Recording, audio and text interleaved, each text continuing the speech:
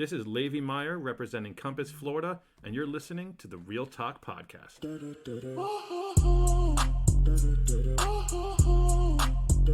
What's going on, guys? Welcome to another episode of Real Talk, episode number 43. Guys, I started this podcast about a year and 2 months ago, and we're already through 43 podcasts. So this is our 43rd episode.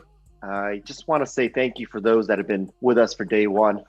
It's been a nice journey. I've had an opportunity to really sit down with interesting people, have conversations, deeper conversations than you would normally by going out for a drink or going out to a happy hour or inside a controlled office setting. So, one of the reasons why I started this podcast was to give insight to those that were in the real estate industry or interested within the real estate industry or tech industry to really delve into what's really going behind the scenes, not just at Compass, but the real estate market and how we live and how we operate, and also the personalities that are surrounding in our field. So some of you guys may have been listening since episode one, but if you haven't, please go back and listen to the 2 episodes that I've done with my friend Levi Meyer from Miami. He's one of the founders of our Compass Brokerage in Miami, Florida. I've also had my mentor and my manager, Gordon Golub, who was the ex-founder or the original founder of City Habitats, him and Andrew Heiberger, who founded essentially the early beginning of real estate brokerage in New York City. I've also had Will Gieslin on. Will is a good friend of mine. He was the first corporate accountant for Compass, or formerly known as Urban Compass. He comes on and talks about why Amazon pays $0 in federal income tax and how Trump may have gotten away with paying $700 in federal personal income tax. I've had other people like Rory Gollard, who's the GM of Compass in the tri-state region. My good friend Sean Hughes, who I have actually grown our business with together from the town days. And also really influential New York City characters like Amir Karangi, who's the founder of The Real Deal, all the way to Gabriel Stolman, who used to operate 10 restaurants in New York City. But because of the pandemic, obviously things have shifted there. So please go ahead and take a listen to those episodes. But on to today, I'm really excited to bring on Mike Coscetta. Mike is a friend, client, a colleague, and I would also say a mentor in business, and also one of the most influential people that Compass has hired, and we're currently working on our team, along with our team, for us. Just to give you a brief background, Mike is currently the Chief Sales and Strategy Officer at Compass. What that actually means, we'll go into in a little later. As far as his background, Mike grew up in Long Island. He started his sales career as a Cutco knives salesman. Some of you may remember Cutco. I remember when I was a kid, we had people in my high school selling Cutco knives. Essentially, it's a door-to-door sales operation. You're selling knives, you're selling different packages, you're selling subscriptions. Mike became very, very successful at it. He eventually rose to the division manager position of the company, and he was responsible for the entire New York City metro and surrounding areas. So I guess, Mike, just one real quick question is did you, Sure. You made money on that, and I'm assuming that paid for some of your school? It paid for all of college. I mean, it's pretty incredible. Mike went to Harvard, not a local state college where you're paying $4,000 or $5,000. You're paying 50, 60, probably 10 times whatever you pay for state colleges are worth. So that's amazing. We can talk briefly about that in a little bit. But after that, Mike, after graduating from Harvard, I believe you were in a science degree, right? It wasn't sales, it wasn't business, it wasn't accounting. You were in some sort of economics, and then biochemistry as a focus. Yeah. Yeah, it seems easy at Harvard, huh? Very easy. Else. Yeah, nothing like memorizing 145 different, alkene compositions in organic chemistry, and knowing what your isotopic balance is for a chemical reaction. Yeah, good Friday night fun. Not only were you a sales genius, but you're also a chemistry genius. So it's you have the benefits of having both worlds, which is kind of unique. You see a lot of salespeople, especially maybe real estate brokers. A lot of them don't have an engineering background. A lot of them maybe have come from a business background, or even like an acting background is very popular, or a sales background is from a different company is more popular. You're a sales guy that actually has more technical knowledge of the sciences, so that's really interesting. Fast track, after graduation, you worked as the VP of Sales and Marketing for Structured Web, which is a web company that scales growth for certain businesses. Is that right? Mm-hmm. Yeah, it's marketing automation, sales automation for companies that sell through indirect channels, resellers, partners, VARs, system integrators. Very complicated world, but a world that needed a lot of help. Right. And then after that, you moved to San Francisco to join Square, which many of us probably know. If you had gone to a local coffee store, you may have seen that little Square icon that helps us empower small businesses to take more payment or different types of payment. So Square was founded by none other than Jack Dorsey, who many of you may know, may not know. He is the founder of Twitter. So Mike advanced to become the global head of sales at Square. He was responsible for growing the sales and business development organization from 40 to 200 people across 5 major countries. And you grew their business to $1 billion in annual revenue. So that's phenomenal from a tiny little, I don't know, at 40, what's your sales at 40 people? What can it be? A couple $1 million, not even? So from the sales org, it wasn't a ton, but it was a nice run, nice ride. Yeah, so 100x, which is it's a pretty, if you work in any sales business, 100x is what sales coaches train to people. 100x, people get fired up, but you actually achieve those figures. So that's something that should be noted. And then present day, you work with us, and your primary goal as the Chief Sales and Strategy Officer is essentially to grow each individual broker's revenue throughout the nation. So Mike, thank you for coming on. I appreciate your time, and good to see you during this pandemic. You too. I'm a little upset to know that I'm only the 43rd most interesting person you know, and that 42 people somehow got top and higher billing than I did. Talk, I thought we were friends, but that's amazing. I don't know. Some people have been on twice already. No, Mike, this is not. Oh, come on. At all. Mike, you've been on. I've looked you up. I'll tell you something. If most of your listeners don't know this, you have been, out of all of our guests, you have appeared in more podcasts than any of our other guests that have ever been on to date. Even guys like Amir Karangi, who Amir is in front of people every day, and he could leverage his audio to be on a podcast platform, but he hasn't yet. He's more on like YouTube and stuff, but like you've been on more, you've appeared under more podcasts episode searches than anyone that I have. These are fun. So these are fun. So you're the most popular guest on a podcast platform that I've ever had, and let's find out. Let's prove it. You got to save the best for last. Not that. Yeah. Well, I'll keep telling myself that. So anyway, so listen, Mike. What we do is on this show, we don't want to just go straight to the heart. We want to kind of warm you up a little bit, give you a couple softball tosses. Oh, by the way, before we start, I am joined by my co-host Danielle Stout. What's up, everyone? Danielle is in her apartment in Jersey City right now. Yeah. All right. So I thought this was a New York only podcast. New Yorkers only. I'm sorry. I have gotten people from Ari Offshore in LA. I'm kidding.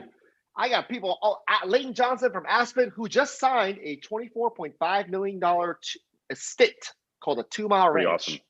Awesome. Aspen is doing great this year. Their market is fire. I'm just giving Danielle crap for being in, over there, the other state, across that river. Yeah, right across the river. I know. I give her a hard time all the time. But think about it. She gets to look at New York. We have to look at Jersey, right? So she's got the actual benefit there. Like, wow, look at this beautiful skyline. I'm looking at it right now. Well, Mike, I have to tell you, I am potting from Williamsburg, Brooklyn, on the waterfront. Yep. So I get to look at Manhattan as well. Very cool.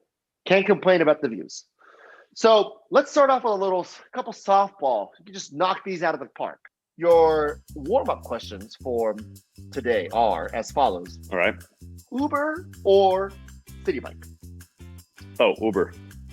Uber. Okay, you're a quick riding a bike around New York City is a death wish. Like, I love bikes. Exactly. Riding a bike around taxi drivers and Uber drivers, you're out of your mind. Yeah. Okay. All right. Your favorite go-to restaurant in New York City? So one of my favorite local spots is a little French place in Soho called Bistro Les Amis. Okay. I think it's amazing. So it's been a consistent one for a long time. Is it open currently? Yes. Oh, yeah. They're doing very well, I think. Okay, Thank God. we'll have to put that in the show notes after that. Go to bar or watering hole in New York City. With obviously during the if it's open during the pandemic, you have to have the Cuomo meal. You have to have the significant meal. Cuomo chips. Cuomo chips, the Cuomo sandwich. I love the bar at the Nomad Hotel. I think that one is incredible. Yep. And also, you know, I'm a sucker for any rooftop. It can be 4 degrees outside. I just have this need to see New York City skyline. So, and there are many. I love Arlo. Favorite rooftop? Arlo, okay. I love Arlo. In Soho, I love the James. You know, I guess it'd be Jimmy at the James. Jimmy at the James, and I don't think they're open. I don't think they're open these days. But those are two old school spots that I've really enjoyed. Yeah, those are great choices. Danielle likes the 235th Avenue rooftop. That's for tourists and people from Jersey City. That's. I haven't been in like 4 years. She wanted to go for her birthday. So we walked up. We walked up there, and there was a cover, so we decided to maybe skip it for this time. They have around. the igloos, right? They have igloos and parkas, right? You've got the Santa parkas, and you've got the little igloos up there. Yeah, that place knows how to do it. That red blanket, yeah. And you still freeze your ass off. So that's true. Here we go. Equinox or New York Sports Club? Equinox. Okay. Westchester or Long Island? Come on, I'm from Long Island. It's your hometown. Westchester's upstate. There's mountains up there. Westchester's pretty flat, but yes, it is technically for New Yorkers. It is considered upstate. Oh hell yeah. San Francisco or New York City? Ooh, tough one. Again, not even close. New York City. All right. After living in San Francisco, I have nothing good to say about it. All right, and then final one. What's the most touristy thing you like to do in New York City? So I love to just roam and just walk around, which sounds crazy, but I take pictures of things as if I've never seen them before. I walked by them 500 times. But I think one of the best tourist things you can do, even as local, Circle Line. I love boats. Circle Line, yeah. Go and just, tour around the city. I think it's one of the best ways to see New York City. Good old New York ferry. Can't beat it. It's awesome. So nice. Oh, or the ferry. It's free. Staten Island Ferry, you get an amazing tour, for no charge. So that's probably the best tourist attraction you could ever ride. That is a cool tourist attraction. Yeah, you're right. Right. Yeah. You go that's back a good and idea. Forth all day if you want. And you could, bring drinks on the boat, and you could buy your drinks on the boat and stuff like that. Yeah, it's kind of a nice thing that they've had. I did something thinking about touristy things. I did something where I actually was biking by the Rockefeller Center Christmas tree yesterday, and I got a photo of it. Kind of touristy. Awesome. Yeah, kind of touristy. Gives energy and life back to Midtown, which we need right now. It needs it. It's been a tough winter or fall for Midtown people in Manhattan. Yeah. So, Mike, you're also, before we jump into our serious question, you're also, according to your LinkedIn, an angel investor and startup advisor. Are you allowed to talk about some of the startups that you invested in or you're involved in? Yeah, I mean, I'm not really involved. I don't really do a lot of advisory these days, but I've invested in a few. Fintech startup called Infinicept, a kind of a new coding platform called Uncork, an advertising platform called AdQuick, a luggage storage company. You know Uncork? Yeah. Amazing company with really nice, opportunities. My friend's company Bounce, which is luggage storage and kind of short-term storage, but with no overhead. They don't own any of the storage space. So obviously they've taken a big hit with no travel, but great platform, great products. What else? One I cannot share because it's confidential still, but one that has an amazing opportunity in the semiconductor space. And then a couple of funds as well, and a bunch of real estate investment. But oh wow, okay, that's across all sorts of spectrums, right? You basically you have coders, you have storage space, you have real estate, all kind of related to tech, but in different sectors of the industry. Yeah. Interesting. Very nice. Very true. How does one become an angel investor? One is you have to like losing money, right? Because most of your money will disappear. You've got to be comfortable knowing that you might not see a return for 5, 10, 15 years, if ever. But there are a lot of networks. So the Jobs Act in 2010 allowed people to become accredited investors and act as investors in private placements that are non-public, right? Because when they're not public, they're not audited. There's nothing really affirmed. So you're taking a big risk. But something else that came out of that is this concept of a syndicate, where you can have an accredited investor or a portfolio company or a VC or someone basically raise money from individuals and pull that money and invest on their behalf. So that's the easiest way for people to start to get into it. And to me, Tim Ferriss talked about this years ago, how he weighed the idea of getting an MBA. If you think about the cost of an MBA, not just the cost of getting it, but the opportunity cost of not making money and the time and all the other things. He said, why don't I just take $10,000 and invest it in 10 different companies each year for 2 years? And I'll probably learn more about business and operations and entrepreneurship than I ever would in a classroom. And in my mind, 100%. I'm like, well, holy crap, that's an incredible, proxy for an amazing education. So that's kind of the desire behind why I want to do it. I mean, that 10 grand itself is probably worth 100 grand based on the amount of human experiences and learnings that you'll get to encounter throughout that. Not even 1 year. You said it could take 10 plus years to get your money back. That's 10 plus years of free education. That's right. And by the way, I wish I was Tim Ferriss, because the companies he got to invest in were Uber, Twitter, Reddit, like companies that clearly today are, worth tens and tens of billions of dollars. So they kind of hit. Yeah, a little bit. I think they've done okay. They've done okay. Yeah. Airbnb did. Yeah. Okay. Not bad. Yeah. Airbnb has an IPO, right? They're on their way. Coming soon. Okay. Yeah. And it seems like it's going to be a blowout. Interesting time to IPO for tech companies, especially. I just feel like Airbnb is not, like, hotels are struggling. People aren't traveling, and I'm sure, I don't know what the profitability is like year over year in comparison, but I just feel like it's not their home run type year. It just feels like an interesting time to IPO. What do you think about that? You should take a look at their numbers, because they've shared a lot, and they took a massive hit, and they had to raise $1 billion basically to stay afloat, because again, as you know, in March and April, travel ceased across the country. Yeah. I mean, PSA check-ins were down 97%, right? No money. But what you've seen happen is that just like people are not flying as much, but they are driving other places and they need a place to stay. And it's almost transformed travel from being this aspirational travel world of, I'm going to go to Dubai, I'm going to go to Japan, I'm going to go to whatever. It's like, no, I'm going upstate. And you know what? There aren't enough hotels upstate, or I want to stay for a week or 2 weeks, or, I live in a cramped New York City apartment. I want to go work from somewhere else for a couple of weeks. Well, Airbnb has kind of, shoved itself in this almost temporary temporary office space. This area, like this within this area. Yeah. Yeah, you're right. So they've actually done incredibly well, and I give them credit. Okay, good to know. Well, listen, you're a busy man. I don't want to take up too much of your time. So let's jump into some of these real questions, the hard-hitting questions to the core. Your background is in Square, and phenomenal companies, and the idea sprung up to make it easier for company to take money, right? What better way is it for business to help out a business for them so they can take more money from people? Right. Where was Square originally when you joined the company? I guess you said it was obviously 20 person team or whatnot, but where was it exactly then? And then where was it when you left the company?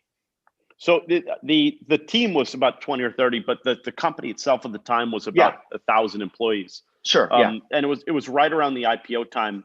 So it was a really interesting place to learn and see, what does it take to become a public company? And, Square went public under a lot of skepticism and scrutiny, because, here's a company saying we're a software company, we're a technology company. Wall Street didn't really know what that meant. They're like, well, you look like a credit card processing company. So how do you kind of transfer the kind of perception of your business from being this like very boring credit card processor to being this game-changing technology platform that, like you said, allows more businesses to accept, card payments, that allows more businesses to operate efficiently and productively. So the business went from just that little reader, that people plug into a phone. Yep. That people still scanner. take Square with. Yep. And by the way, even before that, before they even had a reader, you could just key a card number into a phone. That was game-changing, payment technology at the time. Now Square is obviously operating in many countries. It's not only one of the leading mobile points of sale in the country, not just for small businesses and coffee shops and food trucks, but if you go to Shake Shack and order on their kiosk, that's powered by Square. If you go to Washington, D.C. and take a taxi, their digital meter is powered by Square, and the payments rolling That's through. A huge one. Pretty cool. Huge Big one. ones. If you go to Washington National Stadium, which hopefully someday we get to go back to stadiums, and you want to order food from your seat, you're actually doing it through a combination of Square and their back-end operations. So it's really proliferated into being this incredible, mobile payment and mobile order technology company, while also now the most amazing thing that they've done is Cash App. And, Cash App with 40 something million users or whatever the number is. Yeah. It's a new Venmo. And it's a 100x better Venmo. Because, inside of Cash App, you can trade stocks, you can buy crypto, you can borrow money now, you get your direct deposit, there's a debit card. So as you could tell, transparently, I'm still a Square shareholder and believe a lot in that company, but it's really a transformative business worldwide. Square is a buy. Square is a buy. He is not giving you investment advice. I have not, yes. According to the Power Rating System, they have a grade A on the components that make up the success to be a bigger company once the vaccine is approved and business is back up in all across the nation, especially in the retail sector. Yeah, I mean they're $95 billion valuation right now. Stock's over $200 a share, and it went down to $36 a share in March. So people really thought this company would be destroyed because the retail sector, food and beverage, et cetera. But they've responded incredibly well. Yeah. Short-sighted. Yeah. Short-sighted. Well, same with Airbnb, right? People thought Airbnb was done, but now they're going to IPO at 3x the valuation. Right. All right. Well, let's switch gears. I want to do a little pivot here, and let's talk about Compass. I think was it your idea, the Compass Concierge program, or did you kind of make it into fruition? Because on the transition from what we just talked about, Square, and why I want to talk about what you're doing at Compass, Square also is a business loan company. People don't know this, but you guys proactively reach out to businesses at Square to give them money to help them grow. What you're doing at present time with Compass Concierge, and give me 30 seconds to explain what Compass Concierge is to our audience. For those that don't know, is essentially we as brokers, when we take on a listing, we will give that listing owner the opportunity to utilize interest-free loans up to, New York City up to $30,000 right now, to do whatever you want to do, or I would advise you to do, whether it's bathroom renovations, staging, kitchen renovations, painting, spackling, decluttering, whatever it may be, upgrading electrical fixtures, washing windows, whatever it may be, to increase the value of your home. If it's usually, our metrics are about, if you put in, it's usually about, if it's under $1 million, if the property's worth under $1 million, it's probably about 1.5 to 1.7 times your investment to do that type of work. And then that's the amount that you'll probably get back on a sale. So going back to you, Mike, when you came, was the Compass Concierge idea did that fruition come because of what you learned at Square, or was there some kind of tie into that?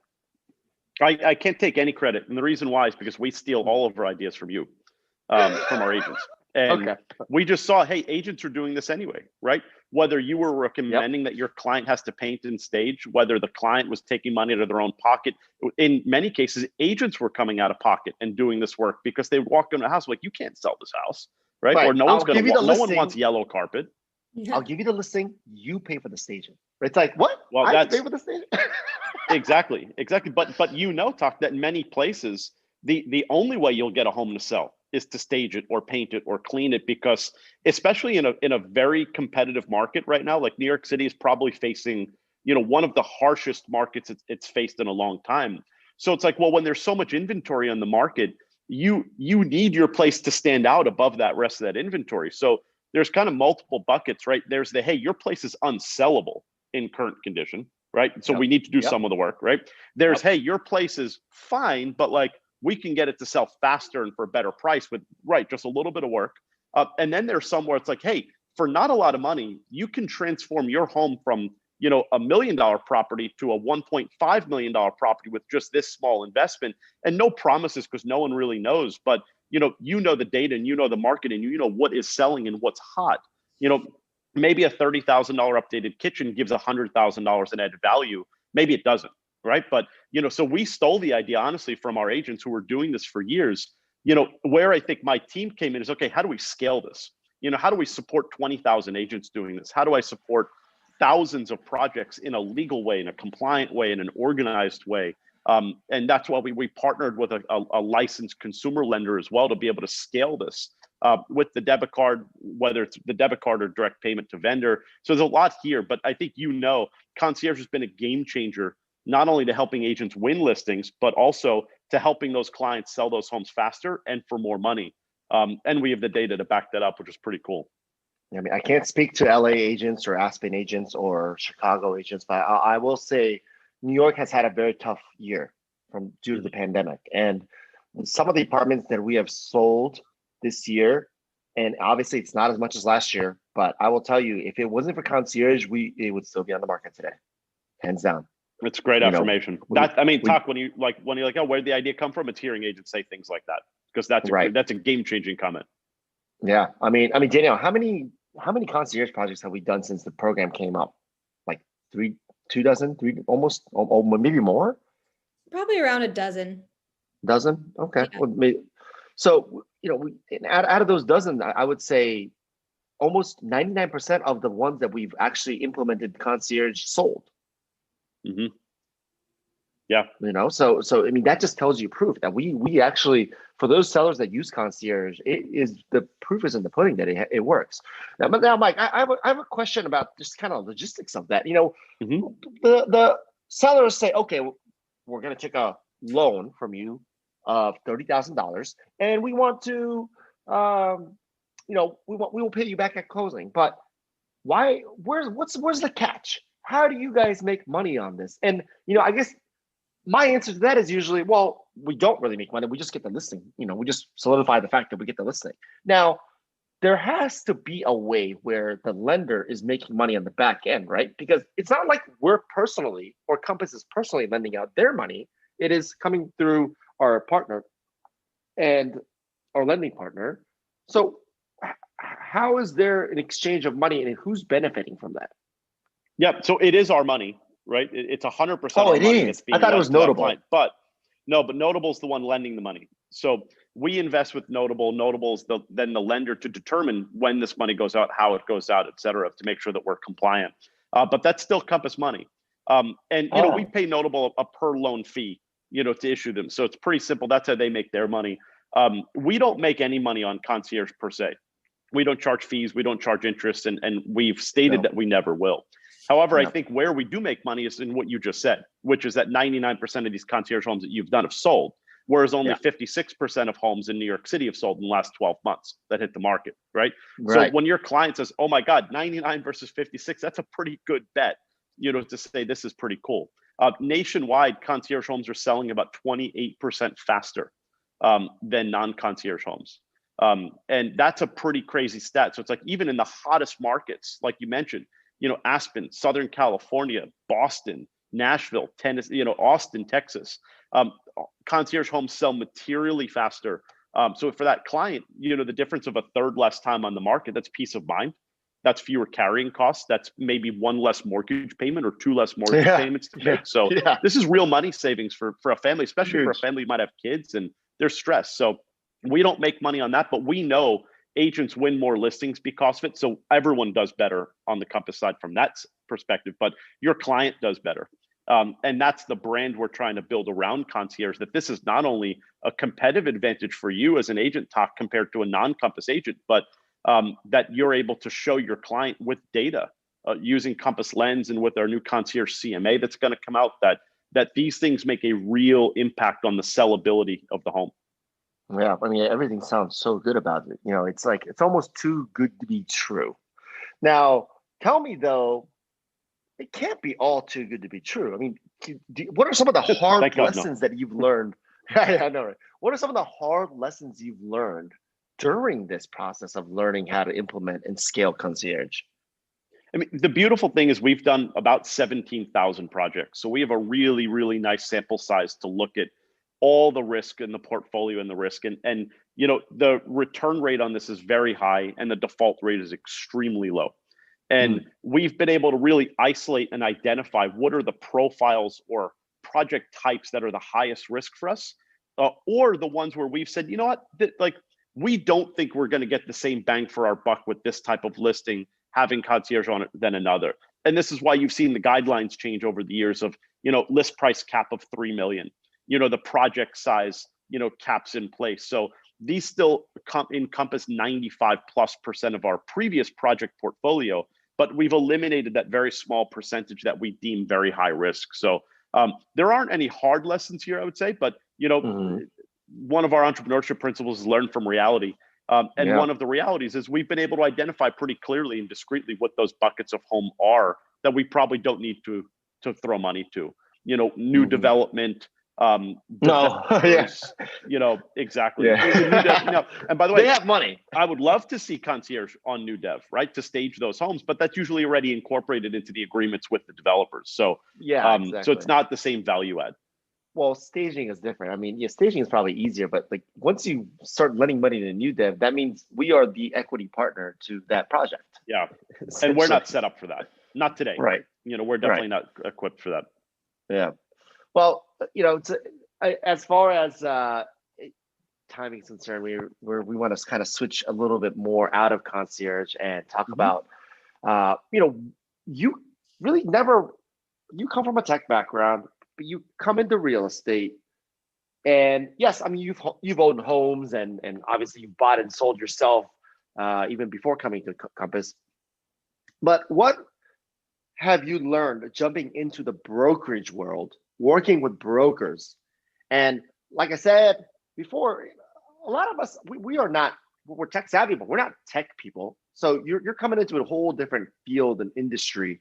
And I'm sure you've had a huge adjustment in how you want to focus your attention in working with some of these brokers, or the way you train them, or the way you talk to them, or way you think about products for them. What have you learned since coming here about the real estate industry and brokers on maybe in New York City and a national level? And what do you hope to learn again going into the future? I think that's a critical set of questions, because I knew nothing about payments when I went to Square. I knew nothing about channel marketing and channel sales when I went to Structured Web. And you have to listen to customers.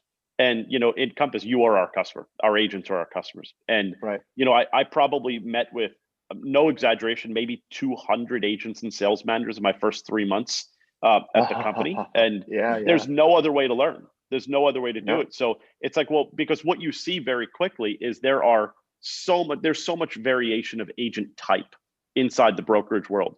Again, you've got veteran agents, teams, you've got, leasing agents, you've got new dev agents, you've got suburban agents and buyer agents and listing agents and people who do all of the above, and people have international clientele.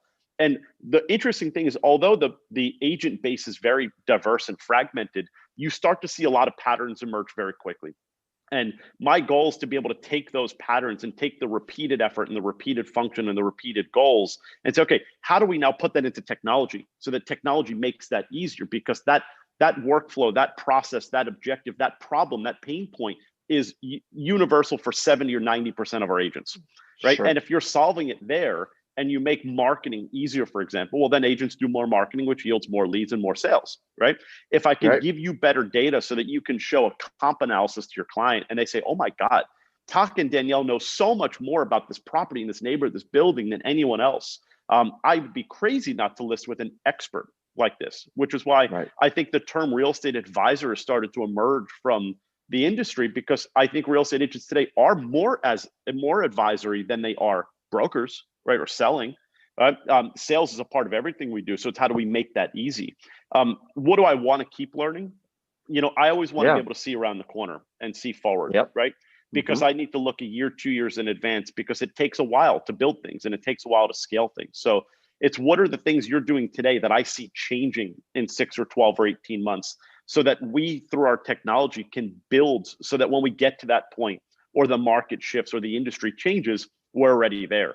And we have a technology solution to help you through that, as opposed to just a manual solution or agents having to scramble. And I think in the industry, agents have had to scramble a lot because of a lot of industry changes or regulatory changes or market-based changes. We want to be able to build so that no matter what the environment, you can operate your business effectively and productively. What do you think that changes as far as tools are concerned? I mean, is it AI? Is it Is it a specific technology? AI is huge. AI is Yeah. huge because there are so many things that you do every day that other agents do every day that you probably don't want to do every day, but it's part of the job. So it's like, can we help you automate or simplify that? Can we help notify you when certain things in the market or industry change that, hey, you as the expert maybe then make the decision, do I want to talk about this? Well, the industry is showing me XYZ, and our AI tool can start to find these patterns that as humans, we can't identify. And when you look into 2021 and 2022, what do we know? Well, we know mortgage rates are going to stay really low, right? Yes. So what does that mean? Cheap money. Cheap money is attractive and fun, but eventually there might not be enough money to go around, and mortgages are going to have to start to constrict even more who they lend money to. How do you balance that? How do you handle the co-op boards of New York City? In a very uncertain time, right? Craziness. So my goodness, we there's automate so much a lot of the work that you do. Yeah. So that your job is easier and that you can then focus on what you do best, which is meeting with clients and selling real estate and showing homes and not in the minutia of the day to day. Yeah. Okay. You said you met with 200-300 brokers. I mean, was there one meeting that kind of shocked you or surprised you or just made you think or thought, wow, this industry is crazy? Was there one meeting that kind of stood out to you? Nothing specific, but I think what did stand out is how different every one of your jobs is every day. Yeah. Same title, maybe same market, maybe the same office, maybe the same tenure. It doesn't matter. How you do your job, what you love to do, what you're good at, what you don't like to do, what you're not good at, what you want to accomplish in the next 12 months. Listen, we have a lot of agents as well who in their mind, they don't want to grow their business, right? Which is crazy, but they want to profit more because they want to be more efficient at how they run their business, or they don't want to work 90 hours a week because maybe they've got little kids or they want to get closer to retirement. And then there are other agents who are like, if I don't double my business next year, I'm going to be very unhappy. So accommodating and building for all those use cases is really hard, but it's a lot of fun because the goal is to build for all types of agents. Yeah. Yeah. That's what makes our industry so unique. When I was young in my early years, I'm 12 years in the business, but it's you can ask 10 agents for advice and you're going to get 10 different answers. And so it's very frustrating to find a mentor that really makes sense, or really frustrating to find a solution to a problem because everybody's got different answers. Yeah. Just it's up to you to figure that out. Beast. Exactly. Nature of the beast. Before we close out, Danielle, my co-host, do you have any parting questions for Mike? Yeah, I was just going to ask, what do you think is the most rewarding part of working at Compass so far and working with all these different types of agents, since it's a different type of setup from your former roles? Yeah, I think it's seeing the vast adoption of some of these products because, Tak, you mentioned you've done a dozen plus concierge projects. Concierge projects take time, I've done and effort, right? You're not going to do it unless it makes sense, unless it's really helping your business. And the reality is the gratitude and the gratification that you see when you build something that materially changes the success of someone's business. Agents are all independent contractors and business owners. And to me, you're helping a business owner, and that's actually very similar to what we saw at Square. Taking a small business, doing a couple $100,000 a year and helping them grow to $1 million business. That's real money to a real family who's 100%. putting kids through school and putting clothes on those kids' back and putting food on the table. And our agents, I think, are in the same boat. And, if our agents don't sell, if they don't do transactions, they don't make money. So every day, just making sure that we're building stuff that helps our agents make more money, helps them grow their business if they want to, help them be more profitable, because you see it immediately in the business. And again, for many of our agents, they're individuals. They're individual business owners. So the gratitude is there both ways. I really believe. Yeah, no, I truly understand that and truly feel that. The partnership has been a phenomenal ride, with having the tech, partnering with tech and business and growing the real estate field and changing it dynamically. One more thing on my end. I know one of your podcasts, you said you don't really look at competitors because that's a waste of time, right? It's like Olympic swimmers. They don't look at who's next to you in the lane. It's you focus on your swim. But other companies are coming up with concierge too.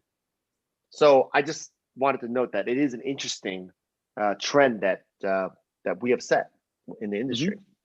And it could be interesting to see how things will happen and how things will go in the following year with concierge it might become a normal thing. I saw that imitation is Highest form imitation, the highest form of flattery. Yep. Is that The Office? No, I forget whose quote. No, that's an old quote. That's an old quote. Okay, Yeah. I think Dwight Schrute said that once, or somebody said that once in The Office. It was hilarious. Anyways, Mike Coscetta, thank you for coming on to the Real Talk podcast. Thank I you. really appreciate your time.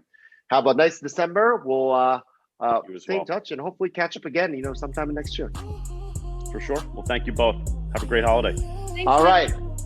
Thanks, Mike. care. Talk to you Thank soon. you. Take care. Bye-bye.